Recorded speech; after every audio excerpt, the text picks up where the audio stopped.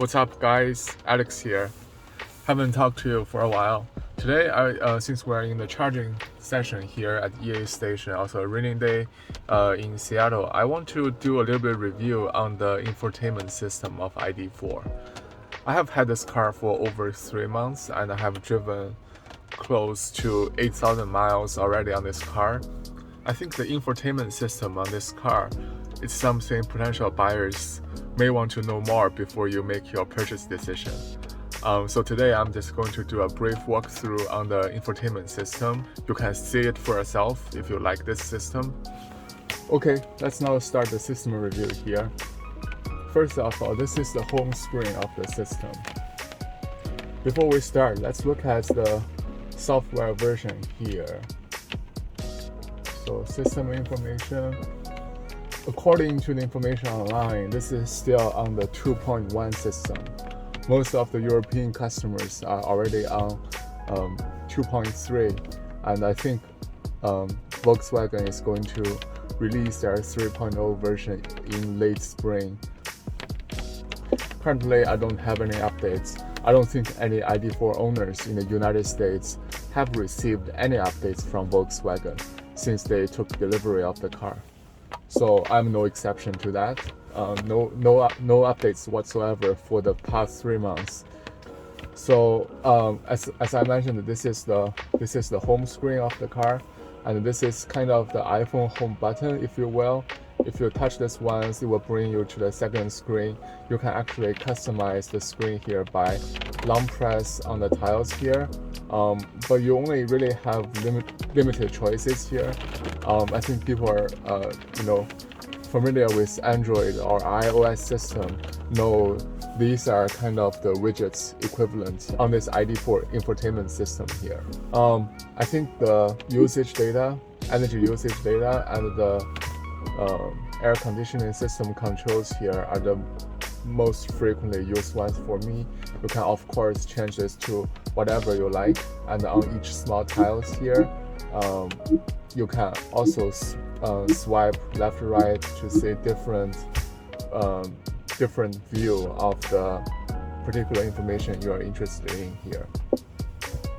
I also have to mention this system performs differently when you have been running the car for a while or when you first start the car in the morning. It tends to be really slow when you have shut down the vehicle for some extended hours. When the system starts cold, it's just so irresponsive. Okay, let's see what we have on those tiles here. We have regular phone app here. We have radio media, which I seldomly use, and also kind of the ID.4 default navigation system. The vehicle screen here, it gives you all the kinds of the information of the vehicle. This one is the data. Since I'm charging, let's have a look at the charging speed here. I'm not get a very high charging speed. It's only 52 kilowatts, around the 52 SOC here. And the vehicle screen gives you different setup of the vehicle. Right now it runs smooth. I think it's because I have been driving the vehicle for some time, since this morning, so the system is already warmed up. It's not necessarily trying to get things set up while you're operating the screen. So yeah, overall you see it's a very straightforward screen with some illustration of the car to tell you what are the options you can touch here. So on the exterior you can get the light setup, and the tires. This is kind of new to me. This is my first Volkswagen car. It doesn't have the displayed PSI or tire pressure on the screen. The mirror gives you different synchronized mirror adjustments, lower in reverse gear, fold when locking. Moving on to the headlights. The headlights is quite advanced on this vehicle, better than any car I owned before.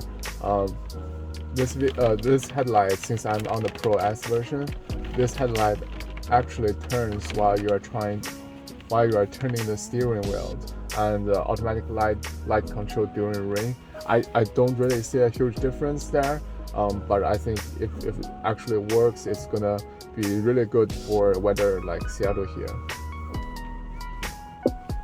On the vehicle status, it tells you different like tire pressure. It's only okay. Let's see if it tells me the tire pressure. No, it doesn't tell me the tire pressure. And the last screen is all the consumption data. As you can see, since my drive this morning, 18.6, long-term 18.1 kilowatt hour per 100 kilometers. So this screen gives you all the car information. So, and another function I use very often, almost all the time, is the Android Auto system here.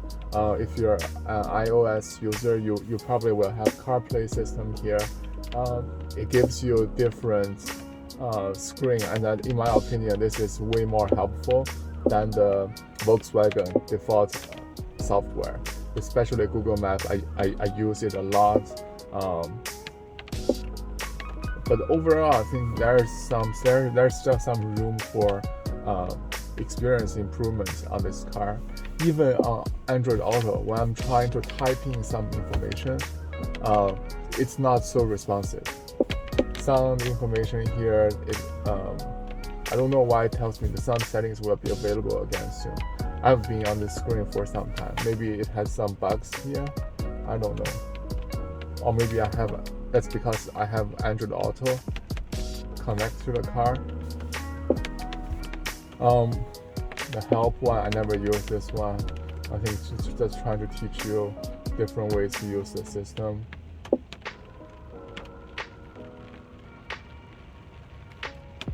So here is another thing that gets me confused on this system a lot. That is the setting button here. You already have a vehicle tile here, give you access to different vehicle setting. Then you still have another setting buttons here. Gives you another layer of the settings, I would say.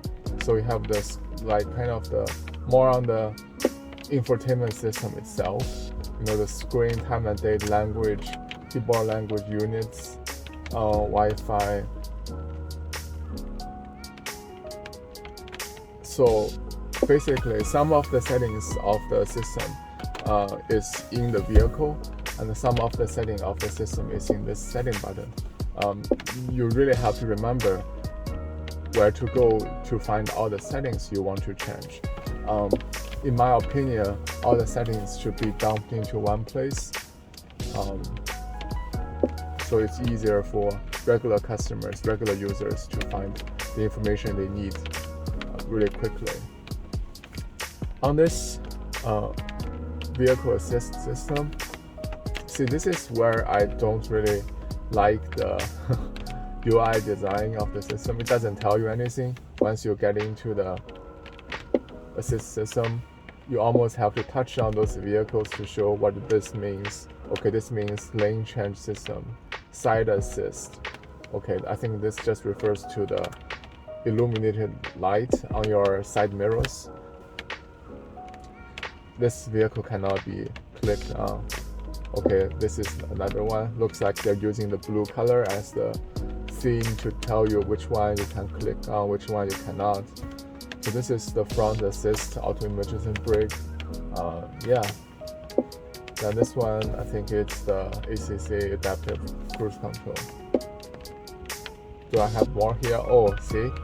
This is like where I don't like the system. If you're using blue to showcase, okay, these are all the things you can click on, then you should also use this blue color on the speed sign here, but it's not. If I hadn't randomly touched on this one, I wouldn't know this option is available. Okay, let's make this line can be touched. Okay, lane keeping system, yes, this line can be touched. Yeah. Okay, what this has. Okay, basically this drop-down menu has so many different options all filled in one place. I think this one even has more options than the touchdown illustrated ones we just went through.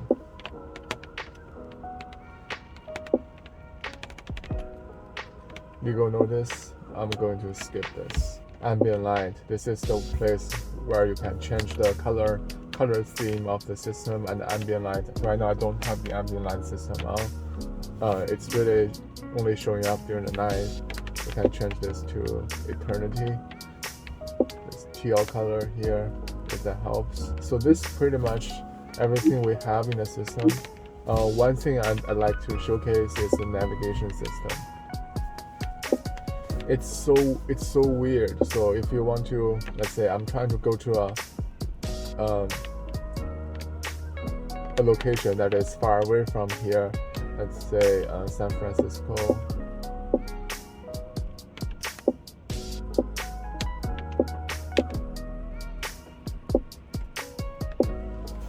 Okay, searching. Really? It's here. 675 miles. See if it can plan all the charge stop for me. I heard that's the major cumbersome. That's the major defect of this navigation system. You will know what I mean. First, it's really slow. Okay. 10 hours and 7 minutes. On this navigation screen, it doesn't tell you, okay, I think it tells you this is all the stop you have to do. So why is it asking me to stop at the 50 kilowatt chargers? I'm pretty sure that corridor along the highway is filled with at least 150 kilowatt chargers. And it doesn't. Is this an EA charger? I don't even know if this is an EA charger.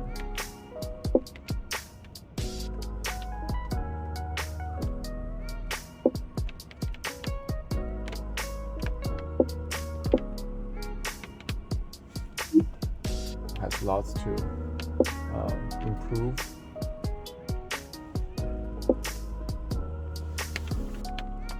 From my overall experience, long-term experience, this system is hit and miss. Sometimes it's showing you the location you're looking for, sometimes it's just not, when it's not in the mood. I'd like to see a little bit more consistency on this. So let's try to go to some further away places. Let's go to Los Angeles.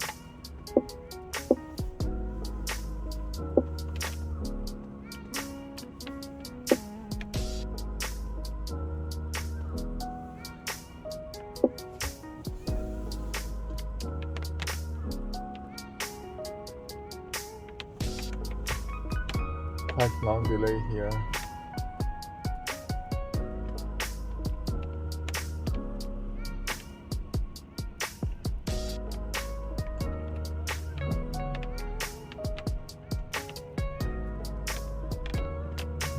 It says I don't have enough battery to get there. I know that. Are you going to tell me anything about the charging? No? See, here's what I was referring to. It's filled with inconsistency. It doesn't tell me all the charge stops I could have. How am I gonna get there? Okay, there's something more I need to show you guys. Under the screen here, there are some buttons. This one is not even showing anywhere in the system. I didn't see this option. At least it's not really obviously showing in any part of the system. So if you press this, it will show you the back camera. You can also change this into a different angle just to see if there is any incoming traffic when you're trying to back out. And this is the climate. I think this gives you a quick access to the climate AC screen here. This has an air care system that can quickly help you filter the air. I'm not sure if this is on par with Tesla's biodefense mode. But at least it's showing you, okay, I'm purifying the air in the car right now. Looks cool. The assist screen I showed you before also has a dedicated physical button here. Now this is the driving mode. I don't think we see driving mode anywhere in the on-screen, I would call it on-screen setting. Can change this from eco, comfort, sport, custom. Let's see what we can change in the custom. Suspension, steering, drivetrain. The overall smoothness, as you can see here, is okay.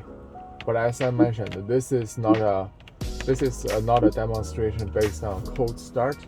If your vehicle is in a cold start status, don't expect this to operate smoothly like this within the first 5 to 10 minutes of driving the vehicle. Okay, here's a wrap. I think I've ranted enough about this infotainment system. I really wish Volkswagen US can step up in bringing those updates they released in Europe in the United States. If you think the operating system here is going to be a deal breaker for you, I suggest you look into other alternatives out there. There are many exciting models coming up in year of 2022. If you find this video helpful, please like and subscribe the channel.